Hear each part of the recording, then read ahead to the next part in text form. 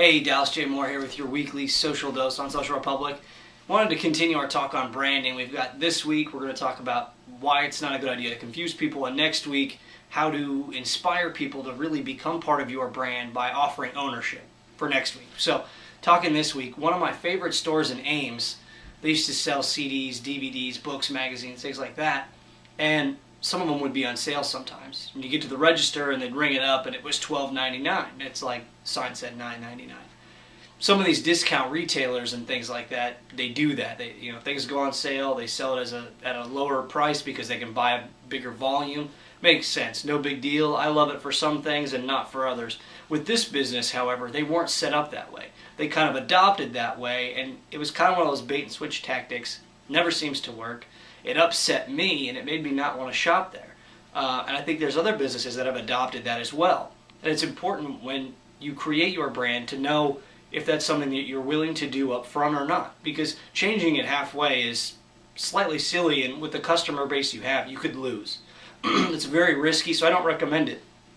The other thing, when we're talking about confusing people, is one of my rules is the more complex whatever it is that you're selling or whatever service you're providing, the more complex it is, the more you have to educate up front, which is good. It gives you time to build, create, and maintain those relationships while educating your customers as well.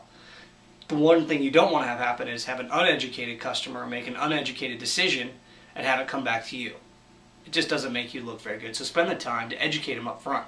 And the way you can do that to make this process simpler is eliminate the jargon, eliminate the lingo. Most people in the healthcare industry, in insurance, doctors, lawyers, things like that, sometimes they use words that we don't understand, and it's just a matter of being able to relate to them in everyday contexts of your real life.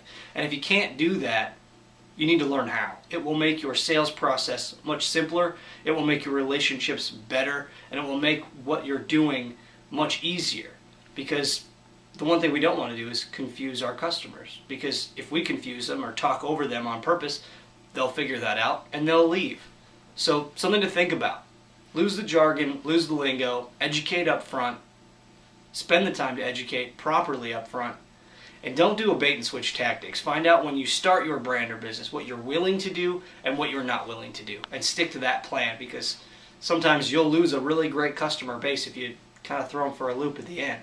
So next week, I'm going to continue talking about branding, and we're going to talk about offering ownership to your community, to your customers, and why that's important. So have a great rest of the week. Have a happy new year.